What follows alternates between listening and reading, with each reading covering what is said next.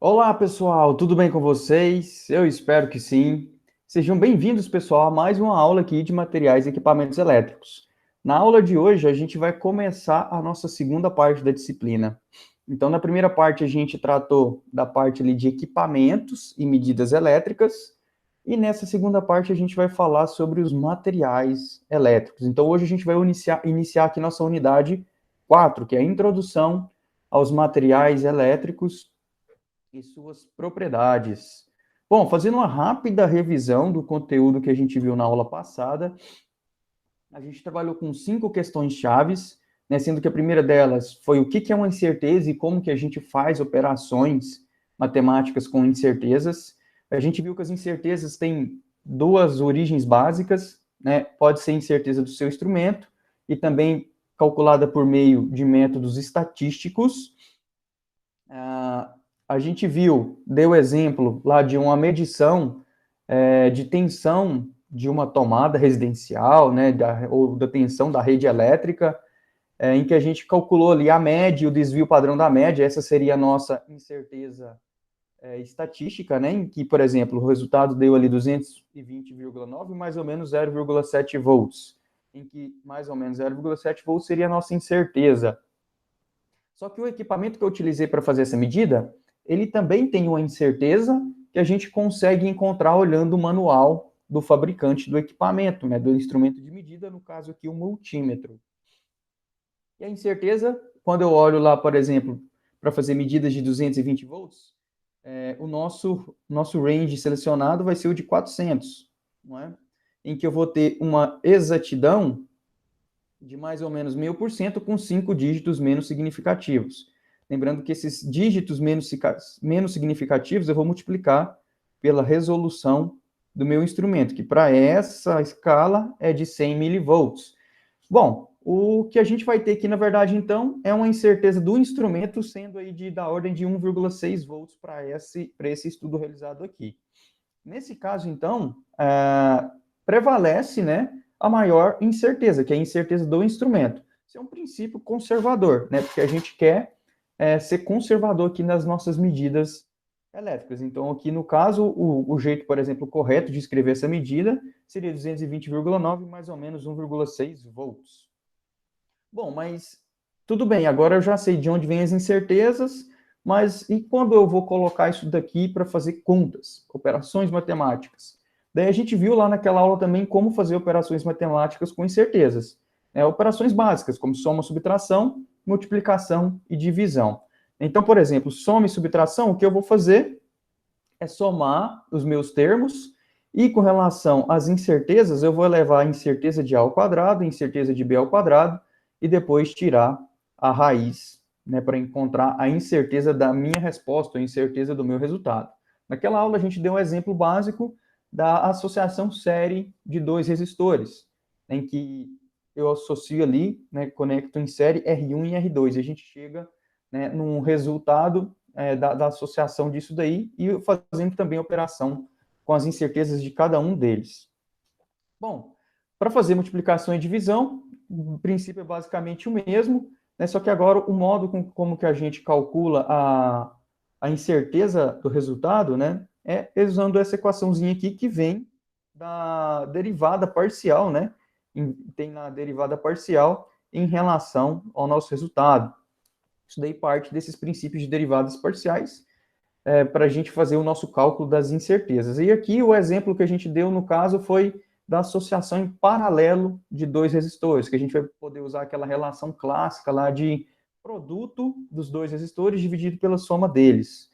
Então a gente vai precisar, para achar o resultado com a incerteza, de aplicar esses princípios aqui que a gente aprendeu sobre o cálculo de incerteza envolvendo multiplicação e divisão. Bom, também a gente viu naquela aula qual que é o instrumento predecessor de vários outros, a gente viu que é o galvanômetro, né? O galvanômetro, o princípio básico dele, como ele é um instrumento analógico, é de equilíbrio de forças. A gente viu que se baseia no princípio magnético, né, que a gente tem aqui a corrente elétrica passando, né, a corrente elétrica que a gente, por exemplo, vai medir passando pela bobina, né, que vai tender aqui a alinhar o seu campo magnético com o campo magnético gerado por esses ímãs permanentes.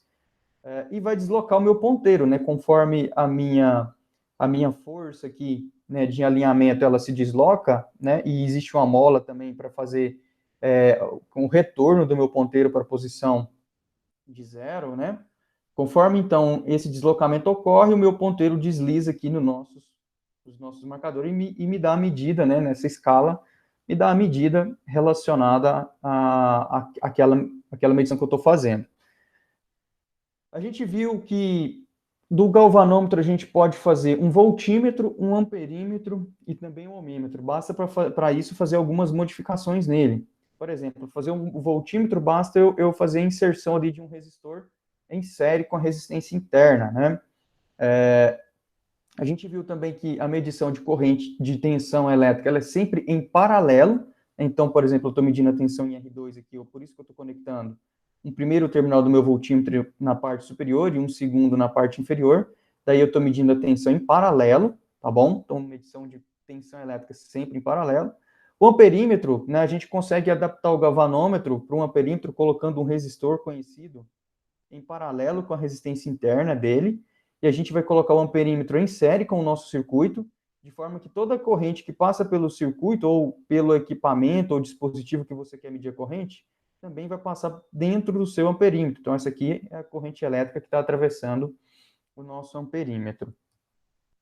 E a partir também desse mesmo princípio, né, de inclusão de resistores conhecidos, eu consigo também fazer a medida de resistência elétrica, né? Então, incluindo tanto um resistor série quanto um resistor paralelo, né, com a nossa resistência aqui interna do galvanômetro, a gente consegue fazer a medida de resistência elétrica. Logicamente, a gente também vai precisar de gerar uma tensão que seria dada, por exemplo, uma pilha, uma bateria pequena que é colocada dentro aí do nosso instrumento de medida. A gente viu também funcionalidades do multímetro digital, que seria a evolução, né, mais tecnológica do nosso galvanômetro. A gente viu que tem várias medidas que a gente consegue fazer, desde medidas de tensão, medidas de resistência elétrica, testes de continuidade, capacitância, frequência, temperatura, corrente, e isso daqui é feito tanto de forma alternada no tempo, quanto de forma contínua no tempo. A gente viu isso daí também na aula passada. Aqui é só um exemplo, né, de aferição de tensão com multímetro, em que a gente coloca a ponteira vermelha no ponto positivo, em que a gente quer medir, e a ponteira comum na parte de baixo desse mesmo elemento, e assim eu estou medindo a tensão aqui em paralelo. A gente viu passo a passo para fazer a medição de corrente elétrica, em que a gente tem primeiro que desligar o nosso circuito, fazer o seccionamento ou abrir, né, o circuito no ponto em que a gente vai colocar o amperímetro, fazer a conexão do nosso amperímetro, selecionar lá a nossa corrente que a gente quer medir e depois finalmente ligar o nosso circuito para fazer a aferição da corrente elétrica. E também medição de resistência, lembrando que a medição de resistência a gente tem que fazer com o resistor separado do circuito e também não podemos fazer medição de resistência segurando aqui os resistores com a mão, né? E a ponteira também com a mão, porque nosso corpo tem resistência elétrica e vai alterar a sua medida que você está realizando. Por fim, a gente viu para que se destina o osciloscópio lá naquela aula. Né? Com o multímetro, a gente tem medidas, a gente tem números, indicação, né? A indicação dele é numérica, e a gente não consegue ver o sinal. O osciloscópio, a indicação dele é um gráfico, né? Então, a gente consegue ver o sinal, a gente consegue definir o tipo do sinal, a gente consegue ver variações desse sinal no tempo e ter ali os nossos estudos, os nossos ensaios com base nessa visualização de sinais. Além do mais, é um instrumento super completo que nos dá também diversas medidas elétricas, né? Mostra para a gente diversas medidas de tensão, de corrente, e assim por diante, frequência. Bom, pessoal, com isso, né, com o conteúdo da aula passada e essa breve revisão, a gente finaliza o conteúdo da parte 1 e, consequentemente, o conteúdo também da nossa primeira avaliação, que vai ser lá no dia 17 de maio. Na semana do dia ali, 10 de maio, né, 10 de maio é uma segunda-feira, seria a nossa aula, a gente vai ter uma aula de exercícios e dúvidas, né, justamente para uma preparação melhor aí para a avaliação do dia 17. E a partir de agora, então, a gente começa a nossa segunda parte da disciplina, que é a parte de materiais elétricos. Então, agora, até o final do curso, a gente vai estar estudando os materiais elétricos e suas propriedades, tá bom? Começando com hoje, né, a introdução aos materiais e suas propriedades. Então, a gente vai ver aqui alguns aspectos iniciais, motivação, e também fazer uma breve revisão aí de ligações químicas. Como que está dividido o nosso conteúdo da aula de hoje em diante, né? Então, a gente tem a aula de hoje tratando sobre a introdução às características dos materiais. Depois a gente vai ter duas aulas acerca de materiais condutores, tá bom? Então, falando só sobre condutores de eletricidade. Depois, duas aulas falando só sobre materiais isolantes, né? Suas características principais. A gente vai conversar muito sobre isso daí também. E depois a gente vai ter uma aula para falar somente de materiais semicondutores, né? Então dá para ver que está bem dividido, né? Condutores, isolantes e semicondutores. Esse daí vai ser o nosso percurso de agora até o final da nossa disciplina.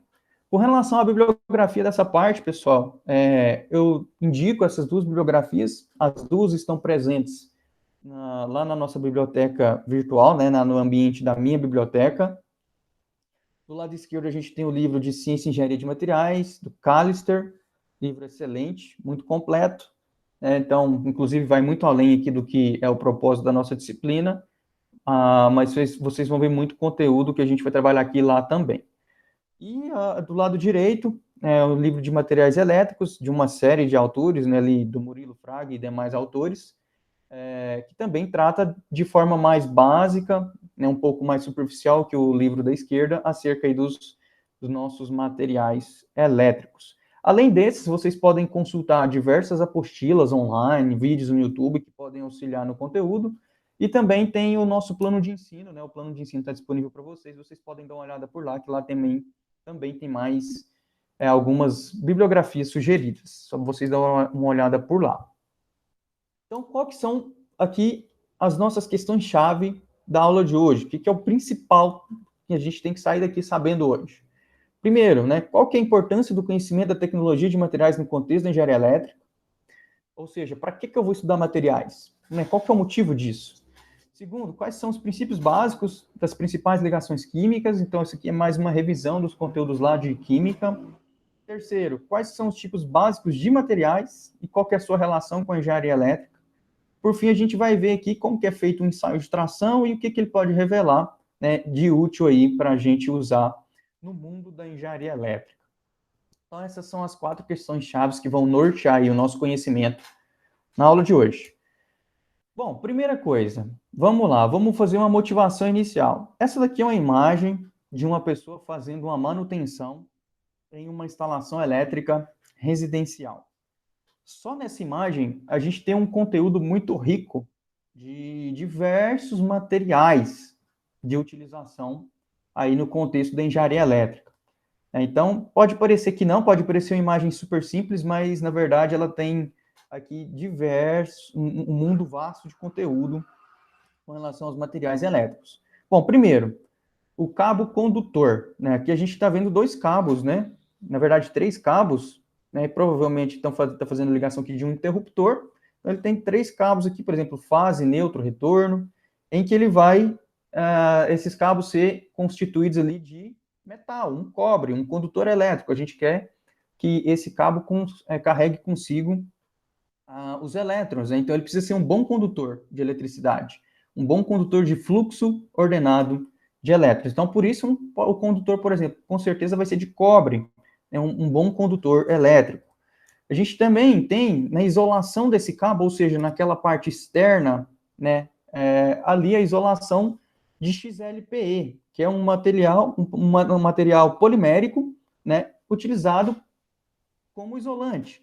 As propriedades dele, por exemplo, de ser resistente aí à propagação de chamas, é uma propriedade bacana que faz desse material ser um dos materiais mais utilizados aí para isolação de condutores elétricos. A gente tem os eletrodutos, né, que são esses abrigos para os nossos condutores, né, que fazem o caminho, né, abrigado para os nossos condutores elétricos. Geralmente, a gente vai utilizar aqui o PVC, que também é um material polimérico.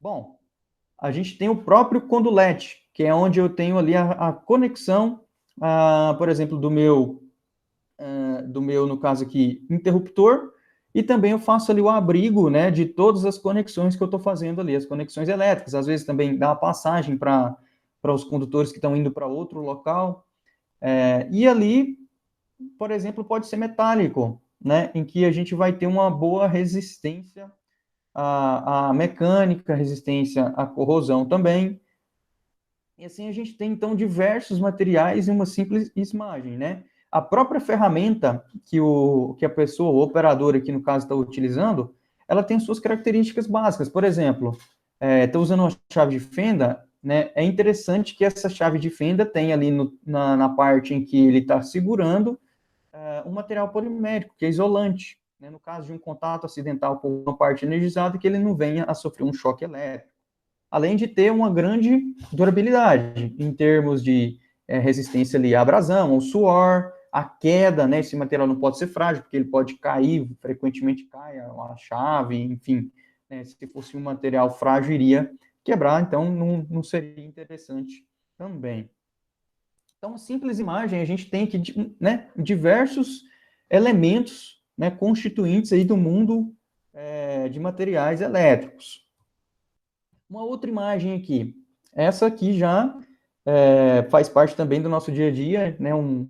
Um sistema aí de distribuição de energia elétrica. No caso aqui, um sistema de distribuição de média tensão, né? Vamos ver aqui os materiais que estão presentes nessa instalação elétrica. Primeira coisa, os condutores. Os condutores agora, eles não são mais de cobre, né? E existe um motivo para isso, né? O motivo, claro, está relacionado a custos também. Então, é muito mais utilizado o alumínio nesse caso, né? O alumínio, inclusive, com alma de aço. E a gente vai entender por que ele tem essa alma de aço, o centro dele é de aço, aí ao longo da aula de hoje. O objetivo, claro, também é a condução de materiais elétricos. Então, por isso é um material condutor, um material metálico.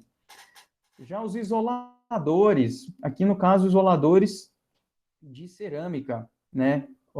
Que é um tipo de porcelana, que é um tipo de cerâmica. O objetivo básico é fazer ali a isolação elétrica do nosso cabo com a estrutura, né, que está sustentando esses cabos elétricos. O poste de madeira, né, apesar de ser antigo, a gente ainda pode encontrar alguns postes de madeira por aí, mas é muito mais utilizado atualmente, lógico, o concreto. A madeira é um tipo de material polimérico, né, que tem o objetivo, nesse caso aqui, de sustentação, também tem elevada resistência à oxidação e corrosão, além de ser isolante. Bom, então, aqui, pessoal, só nessas duas figuras a gente já viu diversas aplicações de materiais. E um engenheiro eletricista, quando ele está trabalhando, principalmente, por exemplo, na área de projetos, ele vai ter que pensar aí, né, frequentemente, qual material que ele vai usar, como que ele vai tentar fazer o uso desse material o mais economicamente viável possível, né? Então, ele vai pensar em diversos parâmetros. Ele vai pensar em termos de condutibilidade elétrica, se ele estiver projetando um condutor. Ele vai pensar em termos de isolação elétrica, né? Se ele estiver pensando principalmente em aplicações de tensões mais elevadas. Ele vai também ter que pensar em termos do meio ambiente, né? Em que cada vez que a gente tem aí evolução, né, dos sistemas, a gente tem cada vez mais uma preocupação ambiental muito presente. Então, ser eficiente em termos ambientais, ser eficiente em termos energéticos, em termos de perder menos energia ao longo desse trabalho, ao longo desse projeto que você está fazendo. Pensar no ambiente de instalação, esse ambiente é um ambiente que tem ali uma temperatura alta, ou é um ambiente climatizado, tem a condição de ter, por exemplo, um ar-condicionado para fazer a refrigeração e trabalhar numa temperatura mais amena. Você está no Brasil, ou você está num país nórdico em que a temperatura é mais baixa, tudo isso aí o projetista ele vai ter que pensar. E tudo isso envolve o estudo dos materiais que você vai estar utilizando. E, claro, né, uma das teclas principais é o custo. Porque se você tem uma baita ideia, se você tem uma baita de projeto, mas se os seus materiais que você vai utilizar são materiais muito caros, pode ser que sua ideia não vai para frente, ela não vai vingar, ela não vai ser viável economicamente falando. Então, esses são aqui só alguns aspectos de projetos que estão relacionados, né, ao uso adequado dos materiais, né, e que você vai ter que fazer esse uso adequado por meio do conhecimento dos materiais elétricos, que é o que a gente vai tentar adquirir aí ao longo agora do nosso curso. Bom, então alguns aspectos iniciais, com relação a algumas definições, já que a gente está entrando nesse mundo dos materiais, é um mundo muito bonito, né, em que quem domina, de fato, tem uma série de vantagens, uma série aí de, né, sai na frente de diversas outras pessoas que desconhecem o mundo dos materiais. Então, a gente tem aqui, basicamente, duas áreas que estudam os materiais. Então, a gente tem a área de ciência dos materiais, que ela justamente investiga essa relação da composição, da estrutura, com as propriedades dos materiais, e a gente também tem a engenharia de materiais. Então, são dois cursos específicos para tratar de materiais, em que na engenharia a gente já vai partir para a parte mais de projeto, de análise econômica, né, desses projetos, de aperfeiçoamento dos materiais, e assim por diante. Então, são dois cursos específicos para tratar disso. A nossa abordagem aqui na disciplina, obviamente, vai ser bem mais superficial, com o básico mesmo do que a gente precisa para futuramente estar utilizando esses materiais de forma adequada. Bom, a ciência dos materiais e a engenharia dos materiais, elas se entrelaçam em objetivos comuns. Por exemplo, as duas têm aí o objetivo de desenvolver materiais já conhecidos, ou seja, materiais que estão presentes no nosso dia a dia, mas visando aplicações novas, né? É o famoso estudo de algo velho para resolver um problema novo, tá bom? Também é um objetivo o desenvolvimento de novos materiais para novas aplicações. Então, por exemplo, a gente às vezes quer fazer um lançamento, né, de um foguete, uma aplicação aeroespacial, e a gente não tem um material na atualidade que seja resistente a um determinado tipo de atmosfera ou ausência dela, né? E aí o pessoal começa a estudar, fazer pesquisas em desenvolvimentos para a gente tentar encontrar algum material ou formular algum material, né, por meio de ligas, por meio de composições entre materiais já conhecidos, para tentar criar um novo material para essa aplicação nova que está surgindo. Então, esse é o famoso estudo de um problema novo, utilizando, né, novos materiais.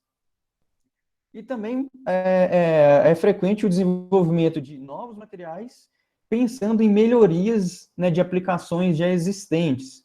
Então, a gente vai melhorar processos já existentes a partir de materiais novos. É o estudo do novo para resolver um problema velho, né? Então, isso daqui, né, essas frases em azul, elas resumem praticamente toda a engenharia, em que a engenharia ela está aí para resolver problemas, né? Então, a gente pode ter o estudo de técnicas mais antigas para resolver problemas novos, a gente pode estudar técnicas novas para resolver problemas novos, e a gente também pode estudar técnicas novas para resolver problemas antigos, né? Então, a engenharia se resume basicamente a isso daí. Bom, com relação aos materiais, frequentemente, sempre nesse tetraedro, né, que é a base dos estudos dos materiais, em que a gente tem estudos das estruturas, e que nas mais diversas escalas, a gente está olhando tanto para o macro, quanto para o micro, quanto para o atômico, né? Então, por isso, nas mais diversas escalas. A gente também tem o estudo do processamento, né, técnicas de processamento, técnicas de extração, né, da natureza e assim por diante. O estudo da composição desses materiais, se esses materiais são materiais encontrados de forma abundante no globo terrestre ou não.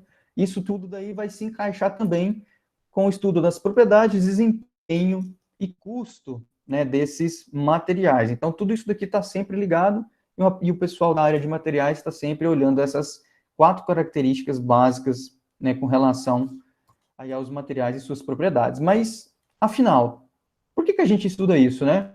O estudo de materiais, pessoal, é justamente para a gente tentar aproveitar da melhor maneira possível as propriedades que cada material tem a oferecer. E, por aproveitar da melhor maneira possível, a gente está pensando da forma a ter o melhor custo-benefício, tanto em termos econômicos, quanto em termos também ambientais, né? Então, a gente quer utilizar os materiais da forma mais racional, né, possível, para a gente ter aí um sucesso na nossa aplicação, no nosso projeto que a gente está em desenvolvimento. Bom, e os materiais, né, eles podem ser classificados de diversas maneiras, né? Então, eles podem ser classificados de acordo com a sua estrutura, de acordo com as suas propriedades mecânicas, físicas e químicas, sendo que a gente aqui, né, é o nosso maior interesse, já que a gente está interessado principalmente em termos elétricos, né? Então, a condutibilidade, por exemplo, elétrica, é um fator muito importante. E tem, claro, o estudo da modificação das propriedades desses materiais também é algo relevante no desenvolvimento de novas tecnologias. Nesse contexto todo, como que fica a nossa disciplina de materiais e equipamentos elétricos? Em outras palavras, o que a gente quer estudar aqui na nossa disciplina, né? Primeira coisa, pessoal, a gente quer fazer uma introdução ao assunto e entender de forma básica ali a classificação, né, dos materiais e suas propriedades, entender as propriedades básicas desses materiais. Mas, mais do que isso, a gente quer focar em algo específico, a gente quer focar principalmente nas propriedades elétricas desses materiais. Então, é por isso que a gente vai estudar os tipos desses materiais, condutores, semicondutores e isolantes, entendendo as aplicações de cada um deles, vendo exemplos aí de aplicações ao longo da nossa disciplina. Então, por isso que a gente vai estar né, aqui sempre olhando para termos elétricos, né? Então, aplicações elétricas, aplicações de materiais elétricos condutores, isolantes e também semicondutores. Esse é o objetivo da disciplina de materiais e equipamentos elétricos. Não é nosso intuito adentrar de forma profunda nesse conteúdo, e sim tentar extrair daqui o básico e o mais útil para a gente ter aqui como aplicação aí no nosso curso de engenharia elétrica. Bom, assim a gente finaliza a primeira questão-chave, né, de qual que é a importância do conhecimento da tecnologia de materiais no contexto da engenharia elétrica. A gente viu que a partir do conhecimento dessa tecnologia que a gente vai poder desenvolver nossos projetos, as nossas aplicações, tendo ali sempre pensando no melhor custo-benefício e aplicando de forma racional os materiais, né, para uma determinada aplicação. A gente pode evoluir um pouquinho mais para entender, né, fazer uma breve revisão dos principais, né, das principais ligações químicas, né? Depois a gente pode continuar evoluindo aqui no nosso conteúdo. Então, isso daqui é basicamente só uma revisão, pessoal, né? Vocês já estão bastante habituados com esse conteúdo. É basicamente só uma revisão das principais ligações químicas. A gente tem 3 principais e algumas secundárias. Começando com a iônica, lembrando que essa ligação, ela advém ali da diferença, né, de eletronegatividade entre 2 elementos, de forma que a eletronegatividade, né, é justamente a capacidade de um elemento receber elétrons. A gente sabe que as ligações, elas se baseiam no princípio da estabilidade, né, em que a gente tem ali a regra do octeto, né, para que um elemento lá seja estável, precisa ter 8 elétrons na sua camada mais externa, que é a camada de valência. No caso da ligação iônica, a gente tem aqui, conforme o próprio nome fala, né, iônica, a gente tem a formação de íons, em que a gente tem aquele átomo que vai doar um elétron, né, então ele tem ali consigo uma necessidade, né, de doar um elétron para poder ficar com a sua camada de valência completa, né, e quando ele faz essa doação, como ele perde esse elétron, ele doa esse elétron, ele fica com uma carga elétrica positiva, porque o elétron, né, deixa essa estrutura, o elétron é carga negativa, como ele deixa essa estrutura, deixa, então, o nosso elemento com a carga positiva. Então, é o chamado cátion. No caso aqui do NaCl, né, cloreto de sódio, a gente teria, então, ali o sódio, né, perdendo esse elétron e sendo o nosso cátion. O cloro, né, nessa ligação, ele é um material muito negativo, ele recebe elétrons muito facilmente para completar a sua camada de valência, então, como ele está recebendo esse elétron, ele fica carregado, né, ali, no caso, negativamente, então ele é o ânion, né, dessa nossa ligação. Como a gente tem essa característica de ligação elétrica e a diferença com diferença de carga, a atração entre esses elementos é muito forte. Por isso, a ligação iônica é uma ligação do tipo forte. E essa ligação do tipo forte, ela vai trazer a característica, para mim, desses materiais, né, que são compostos por essa ligação, serem materiais sólidos, né, a temperatura ambiente. Além disso, serão muito duros, quebradiços, né, devido justamente à dificuldade de romper essa ligação iônica. No que tange ao mundo da engenharia elétrica, né, como vai ser muito difícil ter elétrons livres, já que os elétrons vão estar sempre ali na estrutura da ligação iônica, né, formando esses íons, acaba que esses materiais eles vão ser péssimos condutores de eletricidade. Em outras palavras, eles serão bons isolantes. E a gente vai conversar disso daí um pouquinho mais adiante no nosso curso.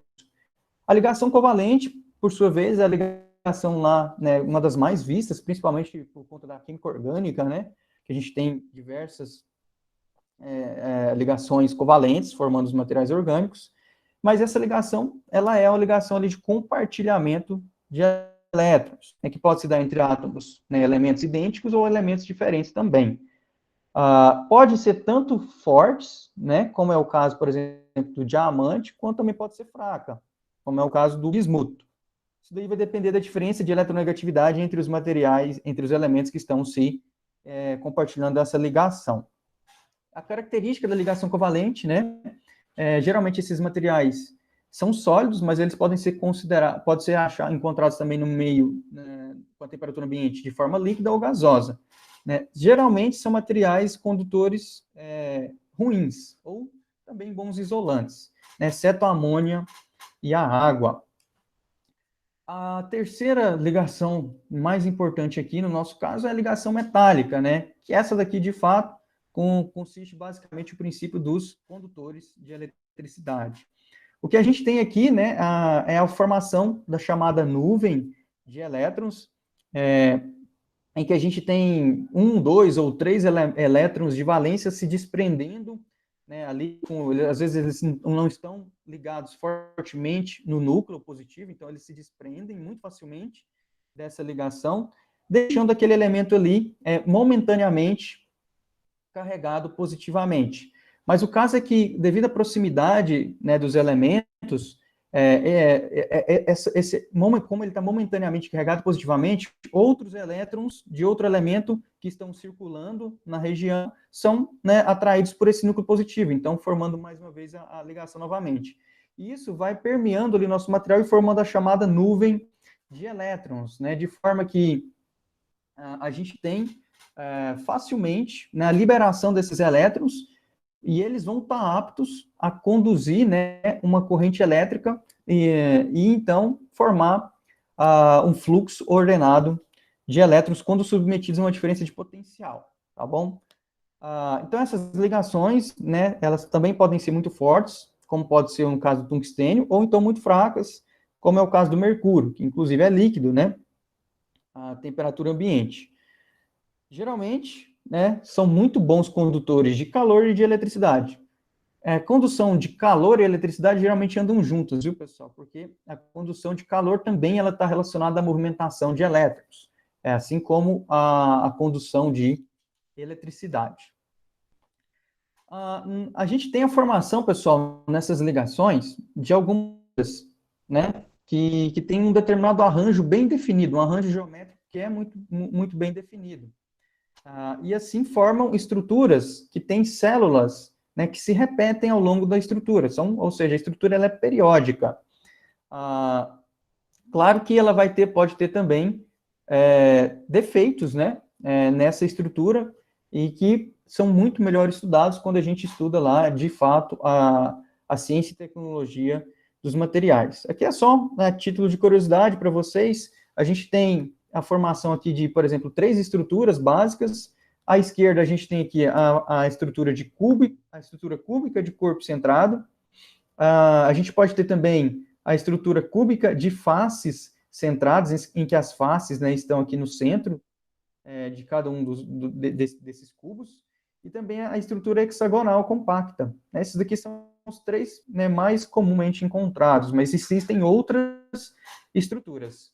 E, claro, esse arranjo bem definido, ele define diversas propriedades do material, como densidade, peso e assim por diante, tá bom? Não é o nosso objetivo adentrar muito nesse assunto, é mais para vocês terem aí de conhecimento básico acerca dos nossos materiais. Aqui a gente tem de energias de ligação, dessas ligações que a gente tratou aqui, e também de algumas ligações secundárias, né, como são a ligação de Van der Waals e ponte de hidrogênio. Mas o que é interessante ver aqui, né, que, por exemplo, ligação iônica, que nem a gente comentou com a ligação forte, então a gente tem uma temperatura de fusão para os materiais que tem, né, a ligação iônica como ligação principal, uma temperatura de fusão muito elevada, né, como, por exemplo, aqui do NaCl, MgO. Então, a gente tem um ponto de fusão elevado. A ligação covalente, né, então a gente tem aqui um amplo leque, né, então desde materiais com ponto de fusão muito grande, como é, por exemplo, o carbono-diamante, né, até materiais que são líquidos a temperatura ambiente, como é o mercúrio, né, que tem ali uma temperatura de fusão de menos 39 graus Celsius. Ligação metálica, a gente tem aqui, por exemplo, o ferro, o tungstênio, né, aqui formando também o tungstênio com ponto de fusão muito alto, né, por exemplo, as ligações de Van der Waals, que são ligações aqui, por exemplo, presentes lá no cloro, na amônia, ponte de hidrogênio presentes aí na água. Então, esses daqui são só exemplos para a gente ter um pouquinho de noção de como que são aí, como que se comportam os materiais quando eles têm um determinado tipo de ligação. E isso vai ser relevante quando a gente estiver pensando também nas nossas aplicações elétricas. Essa energia aqui, pessoal, em termos de elétron-volt por átomo, é energia necessária, né, sendo que elétron-volt é energia, uma energia gasta para se desprender um elétron ali da nossa ligação. Então, a gente tem, por exemplo, na ligação iônica, dá para ter noção, por exemplo, quando a gente olha para ligações secundárias, que são ligações fracas, que a ligação iônica, de fato, é uma ligação forte, né, que exige uma determinada quantidade de energia elevada para se desprender elétrons, né, daquela ligação. Bom, assim a gente viu, né, uma breve revisão lá de quais são os princípios básicos das ligações químicas. Então, a gente vai passar agora para a terceira parte, em que a gente vai ver quais são os tipos básicos de material e sua relação com a engenharia elétrica. A gente tem basicamente 4 tipos de materiais, pessoal. A gente tem os materiais metálicos, como é, por exemplo, o caso do cobre, do alumínio, as ligas metálicas, né, de níquel, de titânio, e assim por diante. A gente tem os materiais cerâmicos, né, em que a gente tem a porcelana, o vidro, a mica, a sílica, a alumina, e assim por diante. A gente tem os materiais poliméricos, né, que seria polietileno, poliestireno, XLPE, nylon e assim por diante também. E a gente tem os materiais compósitos, que são materiais que utilizam-se de mais de um tipo de material, como é o carbono epóxi, o Kevlar epóxi, hidropoliéster, são materiais que agregam dois tipos ou mais de outros materiais, são materiais chamados compósitos. Essa classificação, ela é denominada classificação quanto ao tipo de composição do material, tá bom? Então, separação entre metálico, cerâmico, compósito e polimérico é uma classificação quanto ao tipo de composição desse material. Esse gráfico é interessante porque ele mostra o interesse da humanidade pelos 4 tipos de materiais ao longo dos anos. Então, a gente tinha lá no início, né, o interesse muito grande por materiais poliméricos, que seria madeira, pele, fibra, ou seja, a gente estava na época de caça e pesca, né, em que o homem vivia ainda nas cavernas, e materiais cerâmicos como pedra para fazer ferramentas e armas, né, argila, e veio até ali a descoberta do vidro, né, e ao longo do tempo foi se descobrindo as propriedades dos metais, né, para a construção de ferramentas, para a construção de armas, e o interesse dos metais veio aumentando ao longo do tempo, tá bom? É claro que a partir ali da Revolução Industrial e das grandes guerras, o interesse pelo metal aumentou muito, né? Em onde foram criadas ligas leves, as chamadas superligas, e o interesse, claro, por materiais poliméricos, consequentemente, foi diminuindo ao longo do tempo, assim como de cerâmica, tá bom? Bom, a partir de 1960, a gente, com o avanço tecnológico, né, principalmente também um avanço relacionado à eletrônica, né, e o desenvolvimento de novos materiais, se teve um aumento expressivo aqui dos materiais compósitos, né? Então, a composição de matriz metálica, o próprio Kevlar, que é utilizado muito em coletes, né? Esses materiais tiveram, claro, um aumento. Materiais cerâmicos, né, muito avançados na atualidade, utilizados principalmente onde você tem a necessidade de uma abrasão elevada, né? Então, por exemplo, freios lá da Fórmula 1 são utilizados materiais cerâmicos, são materiais muito resistentes ao calor e à abrasão, né? E o interesse pelos metais acabou que diminuiu um pouco ao longo do tempo, mas ainda continua sendo aí, né, um material com maior interesse, né? E também os polímeros cresceram muito, né? Desde a criação aí de poliésteres e polímeros para altas temperaturas, né? Que a gente às vezes pensa que polímeros são somente os plásticos e que são frágeis à temperatura, mas a gente tem materiais poliméricos com uma elevada resistência térmica, tá bom? Então é só um gráfico, né, um aspecto aí de curiosidade para vocês com relação ao interesse da humanidade pelos materiais ao longo do tempo. Uma outra classificação que a gente pode fazer desses materiais é quanto à aplicação dele, né? Aeroespacial, biomédica, né, da área da saúde, materiais eletrônicos, e aqui inclui silício, germânio, né, e outros materiais, semicondutores, materiais magnéticos, né, aplicações magnéticas, aplicações ópticas. O pessoal da engenharia civil, né, e mecânica vê aqui muito essa parte de materiais estruturais, então a gente pode classificar eles também quanto à sua aplicação, à sua destinação. Bom, assim, né, a gente viu então os tipos básicos, que são 4, e a relação com a engenharia elétrica, que a gente vai poder, com base na escolha desses materiais, né, fazer as nossas aplicações, materiais condutores, materiais isolantes, né, os semicondutores, na eletrônica, e assim por diante.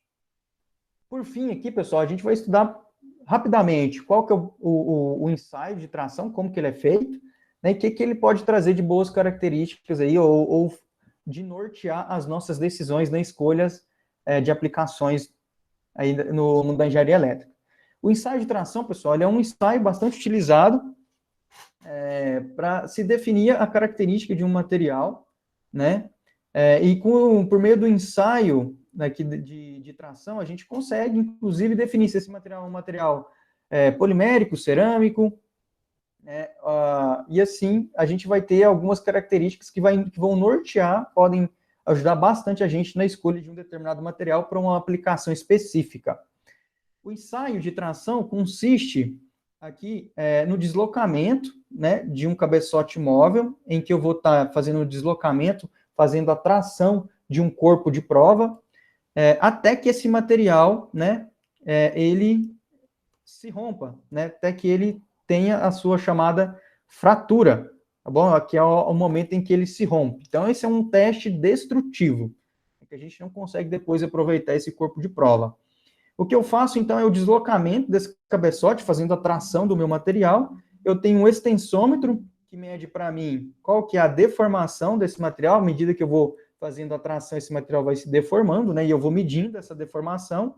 E eu vou construir um gráfico de deformação em função da tensão aplicada. E é interessante que a gente vai ver comportamentos que são semelhantes para os tipos de materiais, né, para uma determinada classe de material. E esses comportamentos, eles têm geralmente aqui três regiões muito bem definidas. A primeira região, que é quando eu começo a fazer a tração desse meu material, eu tenho ali a chamada região elástica, né, em que a minha deformação ela é proporcional à tensão aplicada. Então, existe uma proporcionalidade aqui, ó, em que uma determinada variação da minha tensão aplicada produz, de forma conhecida, uma deformação no meu material. Como existe ali uma inclinação, né, e uma proporcionalidade, essa proporcionalidade, né, ou o coeficiente, né, angular, ele é chamado de módulo de Young. Então, seria aqui o nosso módulo de Young, ou também coeficiente angular, ou coeficiente de elasticidade do meu material. E daí que vem justamente a nossa lei de Hooke, que vocês vão estudar melhor quando vocês estudarem lá a mecânica dos materiais, que vão tratar melhor da utilização dessas equações. Depois do regime elástico, né, eu tenho o chamado regime plástico, em que variações da minha tensão não mais, né, tem uma proporcionalidade com a minha deformação. Então, esse é o meu regime plástico. Depois eu tenho um outro último regime, que é o chamado de encruamento. É quando o meu material começa a partir em direção à minha fratura, né, em que a deformação agora, pequenas variações de tensão, já promovem para mim uma grande variação de deformação desse meu material. Então, aqui a gente tem algumas imagens, né, que ilustram bem esse processo, né, que inclusive o comportamento do nosso corpo de prova, né, e cada um dos materiais cerâmicos, materiais poliméricos, eles vão ter uma resposta diferente e um gráfico de tensão por deformação diferente quando fazemos o ensaio de tração. E é isso que a gente vai fazer agora, a gente vai ver agora. Bom, com relação àquele módulo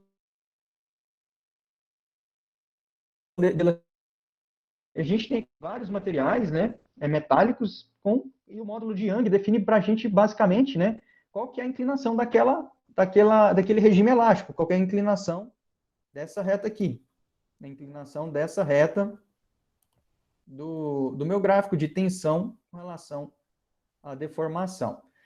De modo que, quanto maior é o valor do módulo de Young, mais tensão eu preciso fazer aqui, né? Eu preciso ter uma força maior de tração para fazer um deslocamento no meu material. Quanto menor é o meu módulo de Young, ele é mais sensível, né?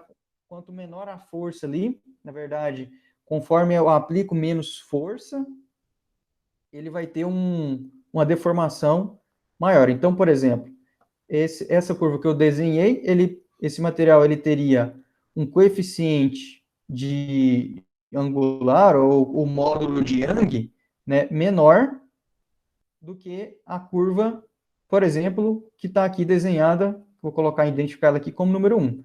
Então, a nossa curva número 2, né, o módulo de Young de 2, seria menor do que o módulo de Young de 1.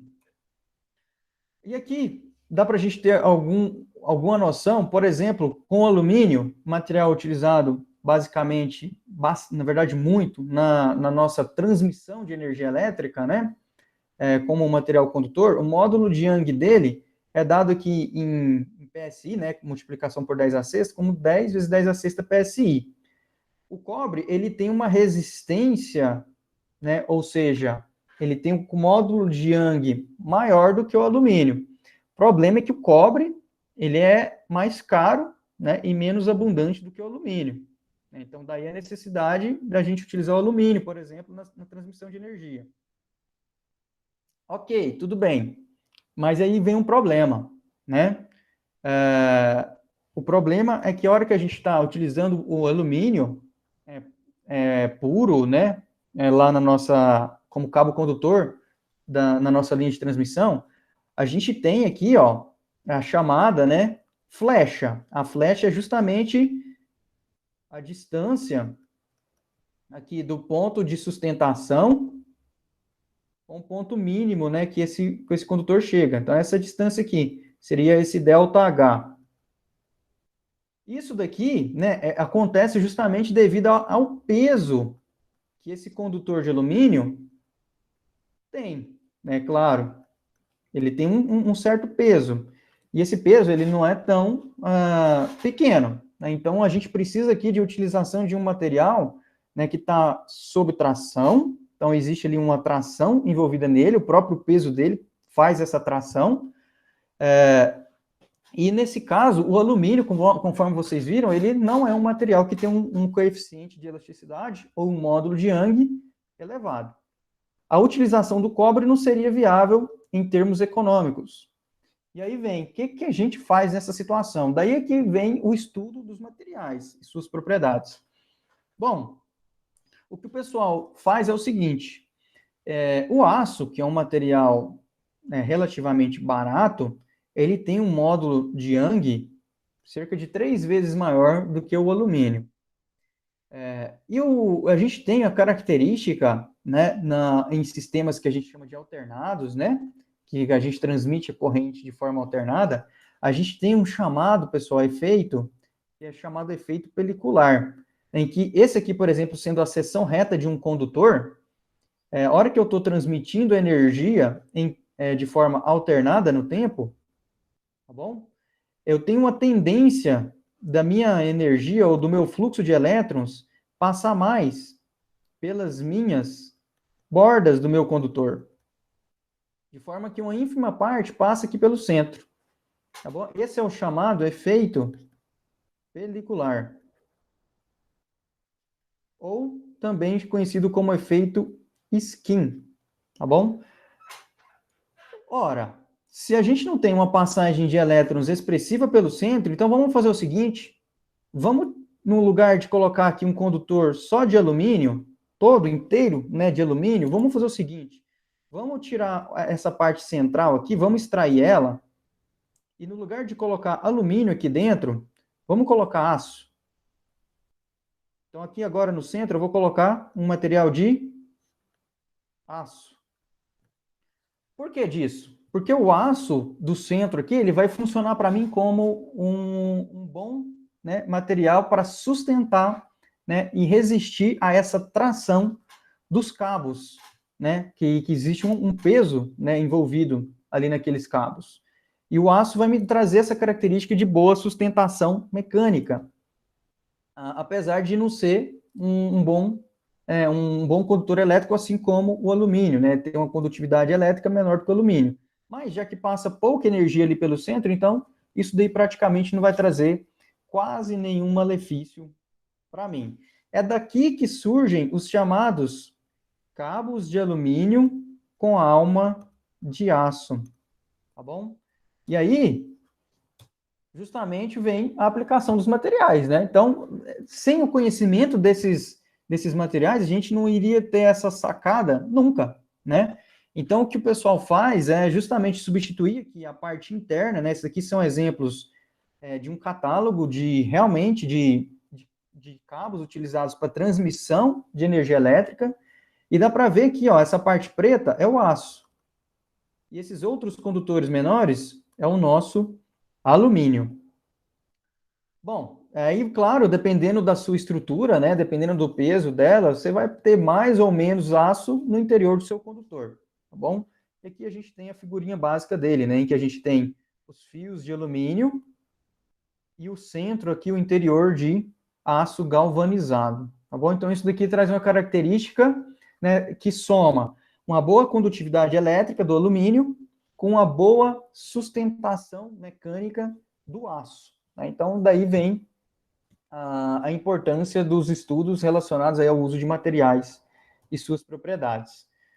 Com relação aos materiais cerâmicos, pessoal, eles têm a característica, né, marcada no ensaio aqui de tensão por deformação ou no ensaio de tração, de ter apenas aqui o nosso regime o regime elástico, né?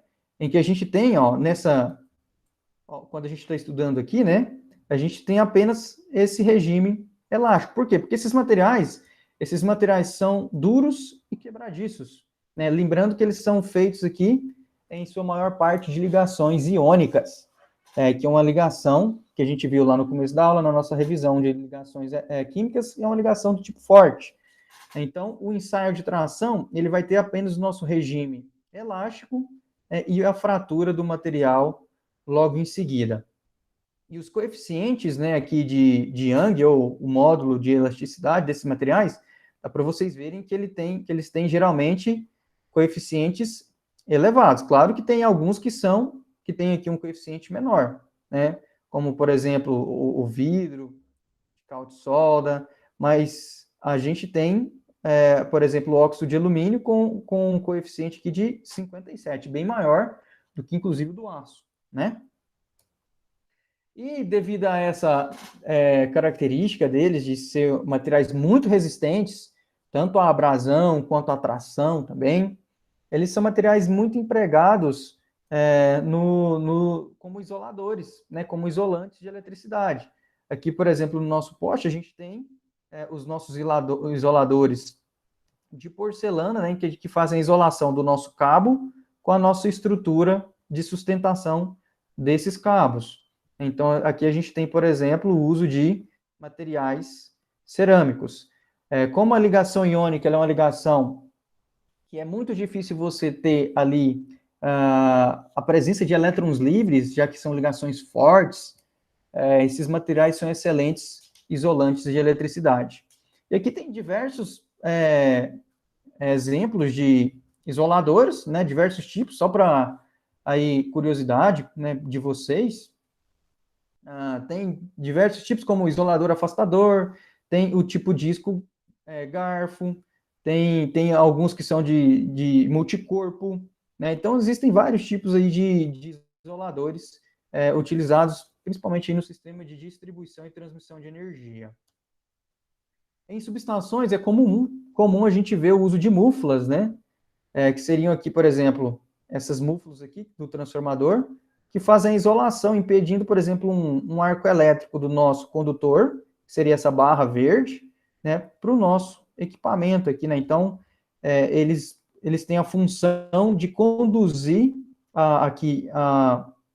o nosso condutor até os enrolamentos, por exemplo, do transformador, que estão aqui dentro dele, né, de forma segura, né? Que se eu aproximasse esse cabo, na verdade, essa barra, né, que aqui em subestações são barras, se eu aproximasse essa barra aqui da minha carcaça metálica do meu transformador, com certeza eu teria um problema de um arco elétrico, já que a gente está falando aqui de uma tensão que é da ordem de média tensão, né? Pode ser 13,8 kV ou 34 kV, né? Depende aí, claro, da sua subestação. Muito usado também bastão de manobra, que é aquela quando o pessoal vai dar a manutenção, vai fazer a ligação de uma chave fusível, né, reconexão de um fusível, eu vou fazer qualquer tipo de manutenção, então ele tem um bastão que é feito de um material cerâmico, né, que é um material com excelente poder de isolação elétrica, né. Utilizado também no revestimento de fusíveis. Fusíveis, lembrando, são elementos utilizados na proteção contra curto-circuito nas instalações elétricas, né? E esse material externo aqui do fusível, ó, ele é um material de porcelana, geralmente, que é um material cerâmico. Por que disso? Porque geralmente esses fusíveis eles são locados aqui em quadros, né, elétricos, em que a gente tem diversos condutores, né, próximos entre si. Isso pode me dar aqui um risco, né, pode me trazer um risco aí de um arco elétrico, né, a pessoa que vai dar manutenção nesse sistema, ela tem que ir lá desroscar o fusível e colocar outro, né? Então, é uma parte também de segurança, uma parte de contato frequente para manutenção, para a troca dos fusíveis, então tem-se uma preocupação aí com a isolação elétrica. A mica também é um exemplo em materiais, muito utilizado em materiais semicondutores e também isolantes de sistemas de transmissão e distribuição de energia. Ela pode vir no formato aqui de pequenas, né, como se fossem folhas, né, um material bem fininho, que tem o furo, né? Esse material aqui, o que você faz é colocar exatamente aqui no seu semicondutor, porque essa parte aqui do semicondutor, essa parte que é metálica aqui, ela tem contato com um dos terminais. Então, a partir do momento em que você coloca a mica aqui, né, você vai colocar também uma pasta térmica para melhorar a troca de calor desse semicondutor, né, com o sistema de ventilação, né, por exemplo. E a partir do momento que você coloca a mica, você tem obtenção aí de uma isolação elétrica, né, dessa parte aqui com o seu sistema, com a sua carcaça, né, evitando assim que uma pessoa que encoste alguma parte de forma desavisada, que ela, por exemplo, tome um choque elétrico. Os materiais poliméricos, né, são materiais que são constituídos, como o próprio nome fala, pela constituição de vários meros, né? Daí que vem poliméricos, em que o mérico é uma unidade, né, básica dessa estrutura que se repete. Então, esse daqui, por exemplo, seria um mero, né? E a repetição desses meros ao longo da estrutura forma o nosso polímero. Os materiais poliméricos, pessoal, eles são conhecidos e, na verdade, reconhecidos por uma cadeia muito grande de materiais, na verdade, de elementos ligados entre si. Né? Então, aqui, por exemplo, a gente tem a molécula do polietileno, então, realmente é uma cadeia grande, né, de átomos ligados entre si. No ensaio à tração, a gente tem aqui, né, pode reconhecer esses materiais por um regime, né, por um regime, aqui, no caso, um regime de elástico ou né, um regime plástico muito grande, né, de forma que esses materiais eles têm uma elevada deformação antes da sua ruptura, né? Mas alguns materiais eles têm um comportamento até próximo aos materiais cerâmicos. Então, aqui os estudos dos materiais poliméricos, né, o avanço da tecnologia dos polímeros trazem a possibilidade de a gente ter materiais com elevada resistência, né, à tração. E, claro, a gente tem, então, uma versatilidade bem grande, dependendo do tipo de material polimérico que você está usando. Alguns têm uma influência muito baixa à temperatura, tá bom? Já outros são bastante sensíveis, né? Então, depende aí dos elementos que constituem a cadeia desses polímeros, tá bom? São muito utilizados como isolantes, né, principalmente revestimento aqui dos nossos condutores. Um dos mais utilizados é esse material que chama XLPE e também o PVC. O PVC também é muito utilizado. Em que a gente tem aqui, por exemplo, um cabo que é utilizado em subterrâneo, a gente tem uma primeira camada de XLPE, que seria o revestimento inicial dos nossos condutores, logo em seguida uma segunda camada de PVC, né, que vai me dar aí a possibilidade desse cabo, por exemplo, ser colocado, né, embaixo do solo, onde ele vai estar sujeito ali à umidade e sujeito às intempéries daquele ambiente. Alguns cabos, dependendo aí da sua aplicação, exigem inclusive uma blindagem, né? Então, pode ter uma blindagem metálica, em composição também com o PVC e o XLPE, tá bom? Então, depende aí da sua aplicação. Claro que quanto mais recursos você exige de um material ou para uma determinada aplicação, você vai, claro, deixar isso daí tudo mais caro, né? A fita isolante é um exemplo de um material polimérico, né, que é utilizado bastante para fazer a isolação das nossas conexões elétricas. Trago um exemplo aqui que talvez vocês ainda não tenham visto, que seria a fita de autofusão, que é justamente essa fita aqui. Ela parece uma fita isolante, só que ela tem uma proposta um pouco diferente com relação aqui ao condutor, né? Geralmente, condutores que têm uma capacidade de condução de corrente maior, a gente utiliza a fita de autofusão. Essa fita é uma fita que você também enrola ela ali na conexão que você fez, e ela tem a capacidade de fazer uma excelente isolação elétrica. Então, geralmente ela é utilizada principalmente em cabos de tensão, às vezes um pouco maior, e cabos também de uma capacidade de condução de corrente maior. Por exemplo, motores e grandes cargas elétricas. Muito utilizado em eletrodutos e canaletas, né? Essas canaletas aqui principalmente em quadros elétricos. Aqui bastante utilizado, no caso aqui os nossos eletrodutos, né? Bastante utilizados em aplicações de instalações elétricas residenciais, prediais. E também a gente tem aqui os eletrodutos, né, de PVC, né, que também são utilizados aí, principalmente quando a gente tem a necessidade de ter algo sobreposto, né? Então, esses eletrodutos aqui são utilizados geralmente embutidos e aqui geralmente utilizados sobrepostos.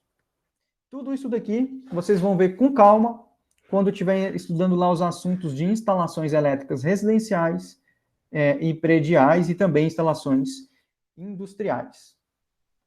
Bom, assim a gente fecha, né, a nossa última questão-chave aqui da aula de hoje, né, como que é o ensaio de tração, e o que ele revela de útil para a gente utilizar aí na engenharia elétrica. Deixo aqui como frase, né, final, um pensamento do Mário Sérgio Cortella, um grande pensador da educação, né, em que ele diz, uma frase muito interessante dele, ele diz para a gente fazer o melhor na condição que a gente tem, enquanto a gente não tem condição melhor para fazer algo melhor ainda. O pensamento aqui é o seguinte, a gente faz aquilo que é o melhor, ou a gente faz aquilo que é o possível de ser feito, né, pessoal? Enquanto você estiver fazendo o possível, você, na verdade, não vai estar evoluindo, você não está dando o seu melhor. E você fazer o seu melhor, você se desafia a cada dia.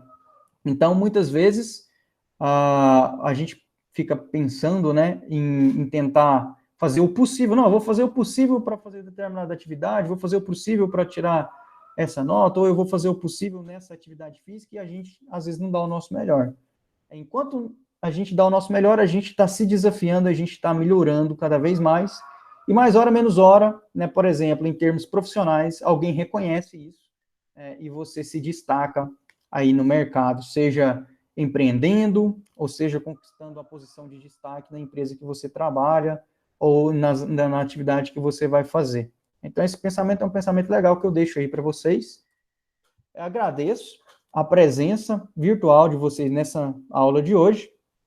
A gente se vê na próxima aula, pessoal. Tudo de bom e um grande abraço.